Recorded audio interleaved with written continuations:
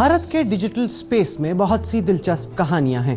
ये कहानियां हैं सपनों को हकीकत में बदलने की, मजबूत इरादों और आत्मविश्वास की।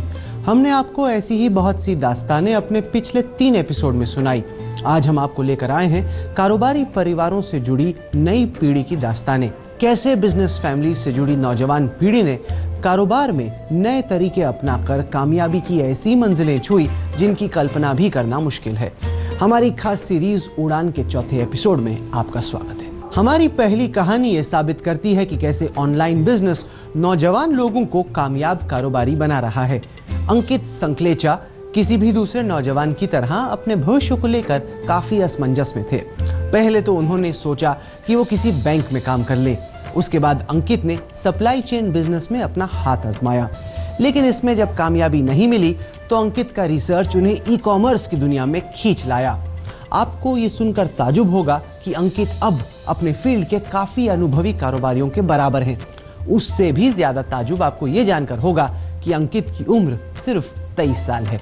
आइए आपको लिए चलते हैं हुबली, अंकित की चकित कर देने वाली कहानी जानने के लिए।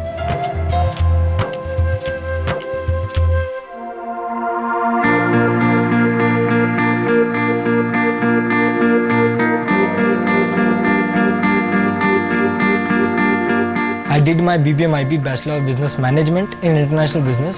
इम्पोर्ट एक्सपोर्ट का एक कोर्स होता है। उसके बाद कैंपस इंटरव्यू हो रहे थे कॉलेज में। 3-4 कंपनीज आई थी, उसमें से एक बैंक की कंपनी थी। They give me proposal. फिर डैड ने बात की, अंकल ने बात की, और 2 साल का कॉन्ट्रैक्ट है और वहाँ से निकल नहीं पाएगा। पहले से 3 साल से बाहर है तुम। Back to Hubli in search of business again. एक बार मैं बैंगलोर शिफ्ट हुआ था बिजनेस के लिए। वहाँ पे मैंने ट्राई किया बैग्स का एक बड़ा बिजनेस के लिए ट्राई किया था, सप्लाई चेन साउथ रीजन के लिए, पर कुछ हेल्थ इश्यूज़ के कारण वो नहीं हुआ। मैं ऑलमोस्ट बैंगलोर से रिटर्न आया, यहाँ पे आया, डैड के पास ऑफिस में बैठता था मैं रोज़। हमारा टेक्सटाइल का बिजनेस है। टेक्सटाइल को इतना अपग्रेडेशन नहीं है और इतना डिमांड था उस टाइम पे। डैड बोलते थे मेरे को रिटायरमेंट चाहिए अभी, मेरी 46 एज हो गई है भाई, इससे ज़्यादा मैं 50 से ज़्यादा करूँगा नहीं। 4 साल से जो भी करना तेरे को करना है। I was a bit break down की यार हो गया अभी कि सब कुछ मैं ट्राई करने जा रहा हूँ, सब कुछ फेल हो रहा है। डैड मैंने बोला नेट चाहिए, दुकान पे नेट दिलाया, सर्व किया। Then I came across this Snapdeal. Ad was this thing that changing point for my root.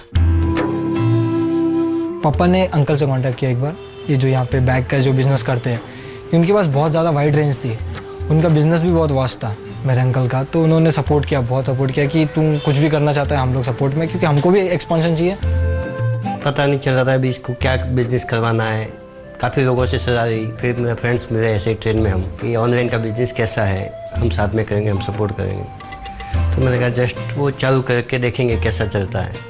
Ankit business में आया तो एकदम नया था। हमने इसको बताया बहुत सारी वैरायटी इसके अंदर डालो, आजकल ऑनलाइन का ज़माना है, मैं बैग भी अच्छा क्वांटिटी में बिक सकता है। तो उनको बोला कि आप है ना डेली नया नया डिजाइन डालो। अंकल ने बोला चल ट्राई कर ले, थोड़ा बहुत पीसेस ले ले, 15-20 पीसेस हो जो हॉट केक आइटम से साइड में रखते हैं, उसके लिए ट्राई करता हूँ। I just went to the all the training videos. Step by step मैं करते गया, साइड बाय साइड एक ऑर्डर आया था, उस चीज़ को मैं करते गया कि हाँ ऐसा होता है तो ऐसा करना चाहिए। First day transaction of my Snapdeal was on 18 September 2014। First day was 8 orders had come. Sale बढ़ते गया, it reached around 60-70 orders per day. ख्वाबों का, तेरे सपनों का चुन रास्ता। November there was a big fest, big Snapdeal fest was there. उस टाइम के मेरे orders were running about 160 to 180। वो मुझे रेस्पॉन्ड किया कि यार बहुत ज़्यादा अच्छा फॉर्म मिल गया, अभी इसमें तो बढ़ता जाएगा। ऑनलाइन पे कैसा है, एक बार मेरे डिस्प्ले नेम है और मेरा रेटिंग है, that's my recognition all of that. मैंने 15-20 डेज में मेरा 5.0 है अगर मेरा रेटिंग, दी बेस्ट रेटिंग, तो लोग मेरे पास परचेज करेंगे। उनको उनसे कुछ लेना देना नहीं कि 10 साल पुराना है या 20 दिन पुराना है। बड़ी 20-20 साल वाले भी लोग इसमें एंटर्ड हुए हैं, वो लोग भी, मगर उनको वो चीज़ को टक्कर देना सिर्फ 20 दिन में, 20 से 1 महीने में एक अचीवमेंट लगती है मेरे को खुद को। एक इतना अच्छा पिकअप ले लिया कि यार एक स्टैंड मिल गया तो मैं एक्सपांशन पे ध्यान दे सकता हूँ। I added belts and wallets,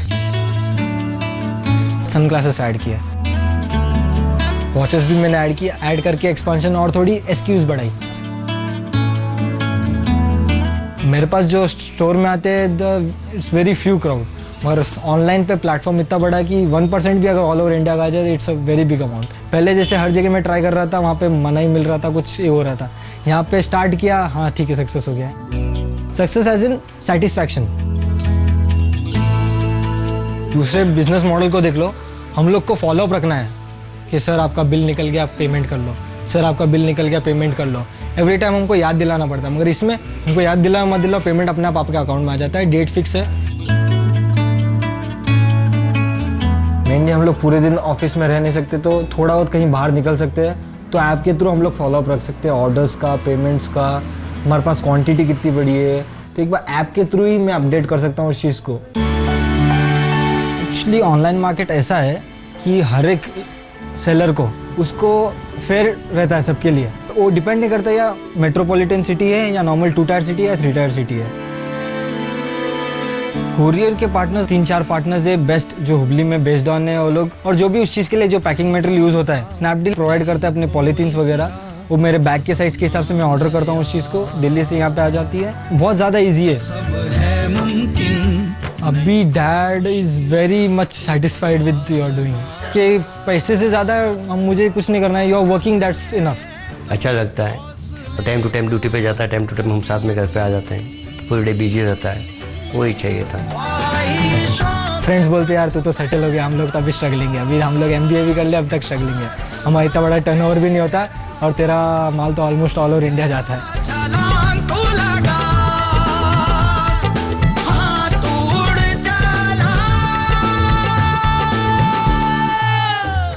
अंकित की कामयाबी पर उनके पिता को तो फख्र है ही, लेकिन अंकित की कहानी प्रेरणा है उन नौजवानों के लिए भी जो पारंपरिक तरीकों से हटकर और नए रास्तों पर चलकर अपने लक्ष्य तक पहुंचना चाहते हैं। ऐसी ही कहानी विकास की भी है। विकास नहर ने अपने पिता के ही खिलौने के बिजनेस को ज्वाइन किया, लेकिन पिता के टॉय बिजनेस को ऑनलाइन ले जाकर विकास ने बिजनेस में आ रही तमाम मुश्किलों का हल ढूंढ लिया जो उनके पिता कभी नहीं ढूंढ पाए थे। तो आइए जानते हैं विकास नहर की कामयाबी का राज।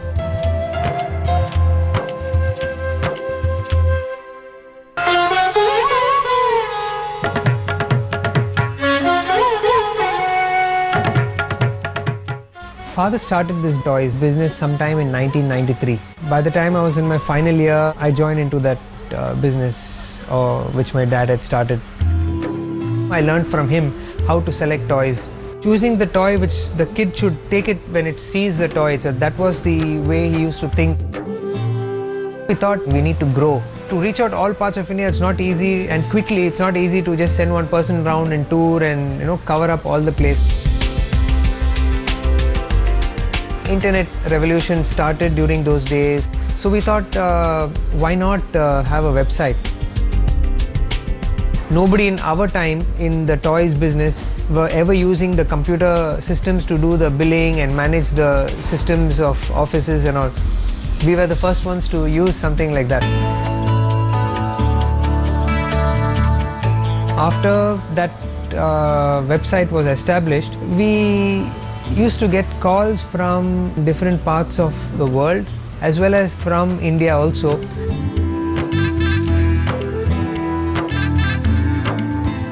That's when the feeling like, oh, I'm able to reach so far. Wow, there is something power in it.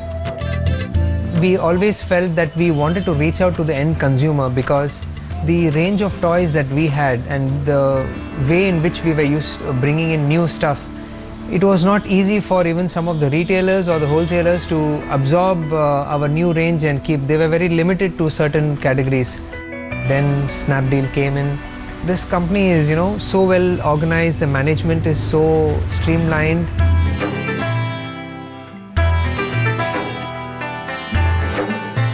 So we thought, okay, why not? Let's try it. Definitely a new experience wherein we learned the way how they wanted to list the product, then how to present a product, and how they would market the toy on their website. In the business sense, was very good. So we listed a few of our products. After a week, I think the sales started trickling, and the sales was much more than what we had really imagined. And then there was a call from the toys category head. And he said, can we do a deal of the day for one of your products? He said, one product you highlight, it will bring good sale. I said, yeah, why not? Let's try it. And he had told me, you have 350 pieces at least with you. I said, do you think we can sell so much? Normal day we would do 2-3 pieces. We would be doing about, say, maximum 50 pieces. And when the day sale started, to our amazement, we got close to 350 orders like what he said. And we were like, my God, so many orders. And I said, wow, Snapdeal is able to reach out to more people than we could think of. And that was the first step towards the power of e-commerce.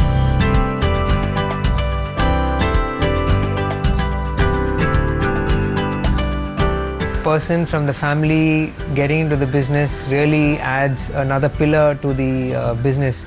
He was working elsewhere and he was looking at more options. That's when I told him, explore what we are doing. If you find this interesting, why don't you join? Because we felt our business had tremendous opportunity to grow, and I thought it would also help him and in turn help us if he could join us.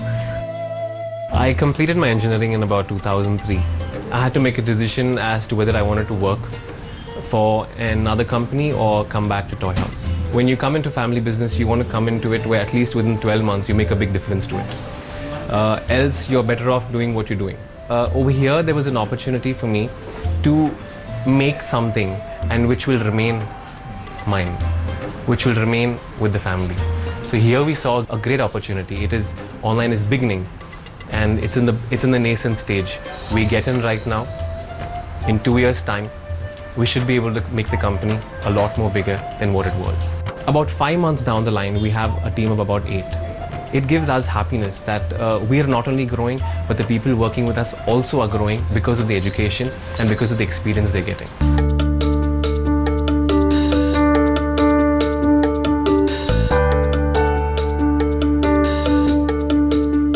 The convenience that the e-commerce offers is something which people would look forward to. I have a feeling that the e-commerce would do more for our toys category business than the offline.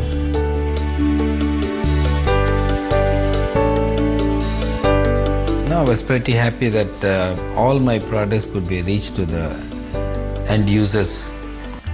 Otherwise, that was one biggest problem, that no shop would like to keep all the toys. They were not ready to explain and keep the data of the toys as required there.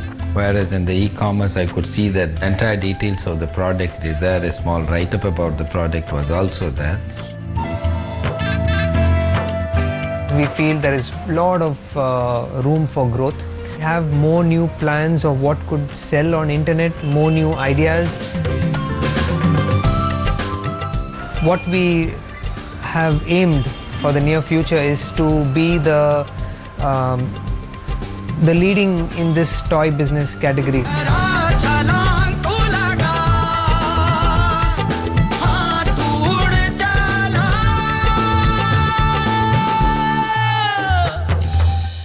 अब हम आपको लिए चलते हैं खूबसूरत बनारसी साड़ियों के शहर बनारस। बनारस के अब्दुल रहीम का साड़ियों का बिजनेस 3 पीढ़ियों से चला रहा है। ऑनलाइन जाकर अब्दुल रहीम ने न सिर्फ अपनी कारोबारी विरासत को आगे बढ़ाया, बल्कि उन बुनकरों को भी एक नई जिंदगी दी जिनके लिए जीना एक संघर्ष बन चुका था। आइए जानते हैं कि कैसे अब्दुल ने दी अपने कारोबार को एक नई उड़ान।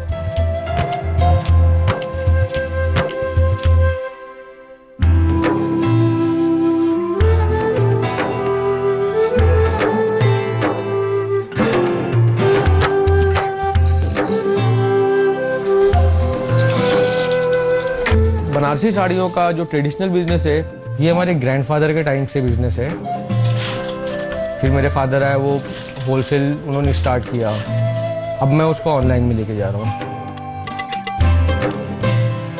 90s में 95, 96 में काफ़ी अच्छा बिजनेस था उस टाइम बनारस का। उस टाइम बनारसी साड़ियाँ बहुत चलती थी।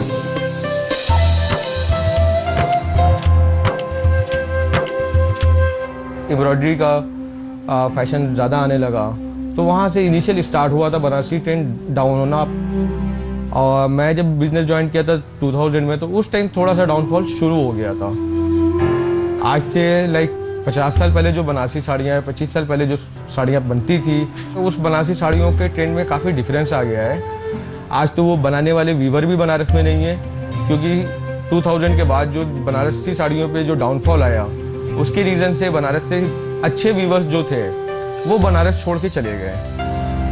वीवर्स की जो प्रॉब्लम है वो मैं जान रहा हूँ, क्योंकि मैंने बहुत सारे वीवर्स को उनको भूखा सोते हुए देखा है। उनको एक काम के लिए, उनको एक फाइनेंशियल हेल्प के लिए मेरे माइंड में ये चीज़ आया कि मैं ऑल ओवर इंडिया की हैंडीक्राफ्ट को सपोर्ट करूँ। पहले बिजनेस बहुत ईजी था, अब बहुत टफ हो गया है। ये वीविंग की साड़ियाँ पहनना बंद कर दिया, बिल्कुल बिजनेस बहुत लो पर लो होता गया। लेकिन हम जो है ये बनारसी साड़ी का काम हमने एक लूम भी हमने नहीं छोड़ा जो है। जब मैंने साड़ी में इंटर किया पापा के होलसेल के बिजनेस में, कुछ साल उनके बिजनेस में करने के बाद मुझे शौक हुआ कि मैं अपनी पहचान खुद बनाऊं। उसी दौरान मेरी शादी उर्वशी से हुई। उसने जब हमारी साड़ियाँ देखी तो उसको इतनी अच्छी लगी कि उसने बोला कि आप इस साड़ियों को दुनिया को क्यों नहीं दिखा रहे हो, इसको हम ऑनलाइन सेल कर सकते हैं, लोगों को दिखा सकते हैं। मैंने उसको प्रोडक्ट दिया, उसने हमारी वेबसाइट बनवाई। ऑनलाइन में हम लोगों ने शुरू हुआ तो उसका ये सोचना था कि हम लोग कोई ऐसा नाम लेके आए जो साड़ियों से टच करता हो। सिल्क को हिंदी में हम लोग कतान बोलते हैं, उसको हम लोगों ने कतान बाज़ार के नाम से उसको स्टार्ट किया हम लोगों ने। हम जब अपनी वेबसाइट रन कर रहे थे उसमें जो रेवेन्यू था उतना अच्छे से नहीं आ रहा था। फिर लास्ट ईयर हम लोगों ने स्नैपडील के साथ रजिस्टर्ड हुए। We wanted to try our pilot thing with a bigger audience. Hence, we landed up at Snapdeal's office. Interestingly, they were the first one to reach us to get us on board.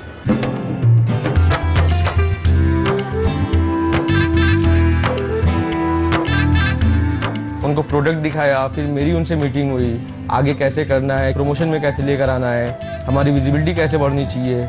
ये सारी चीज़ें उन्होंने काफ़ी अच्छे से की हमारे लिए।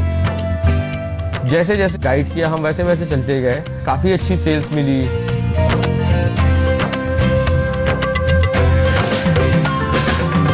रेटिंग के लिए उन्होंने हमें गाइड किया कि आपकी रेटिंग कैसे इम्प्रूव होगी।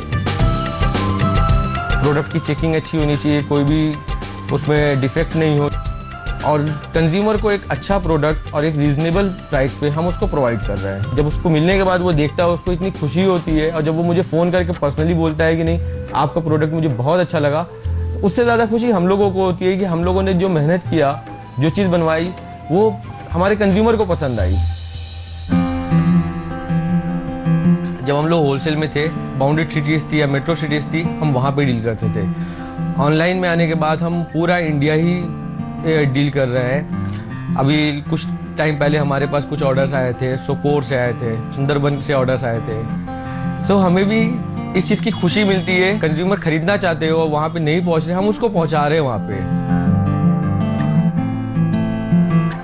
होलसेल का हमारा जो बिजनेस था वो सारे क्रेडिट पे ही होते थे, और यहाँ पे ऑनलाइन में क्रेडिट की बात ही नहीं होती। यहाँ पे हमें 5 to 7 का साइकिल से पेमेंट साइकिल है, तो अगर मैं 1 से 4 तक जो भी शिप करता हूँ, 5 को मुझे उसका पेमेंट मिल जाता है। होलसेल में हम कितना अच्छा भी प्रोडक्ट बना लें, बट हमें पर्दे के पीछे होते हैं। जो भी उसको प्रेजेंट करता है नाम उसका होता है, बट ऑनलाइन में ऐसा है कि हम जो भी कोई अच्छी चीज़ भी लेकर आ रहे हैं तो लोग हमें जानते हैं, हमारे ब्रांड को जान रहे हैं।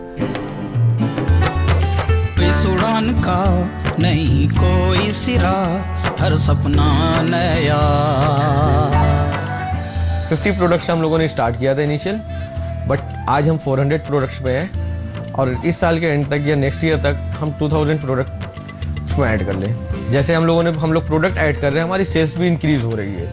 सेल्स इंक्रीज़ होगी, हम व्यूवर्स को टाइमली पेमेंट करेंगे, उनसे रेगुलर प्रोडक्ट परचेज करेंगे, उससे उनकी काफ़ी अच्छी हेल्प होगी। व्यूवर्स हो गए, इन लोगों की काफ़ी हेल्प हो रही है कि जो काफ़ी परेशान होते थे या उनके प्रोडक्ट नहीं बिकते थे, स्नैपडील के थ्रू वो प्रोडक्ट उनके बिकना शुरू हो गए। तो अभी तो शुरू है, फिर भी बहुत अच्छा चल रहा है, आगे और भी अच्छा होने की उम्मीद है। परवाज़ लगा। मुझे शौक हुआ कि कुछ अलग करूं कि आने वाली जो हमारी जनरेशन हो तो उनको याद हो कि हमारे फादर ने भी कुछ अच्छा करके गए हैं।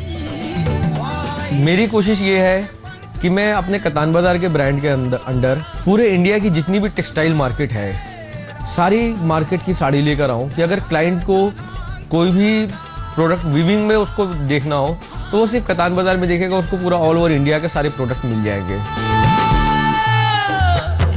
ऑनलाइन बिजनेस से जुड़ी इन कहानियों ने देश में बिजनेस के तौर तरीकों को बदल कर रख दिया है। इन ऑनलाइन लीडर्स की लगन के दम पर डिजिटल इंडिया उनके लिए भी सुनहरे सपने बुन सकता है जो ऑनलाइन स्पेस में कदम रखना चाहते हैं। इसी के साथ हम खत्म करते हैं आज का एपिसोड और उम्मीद करते हैं कि आप भी अपने सपनों को सफलता की उड़ान देने के लिए लगातार मेहनत करते रहेंगे।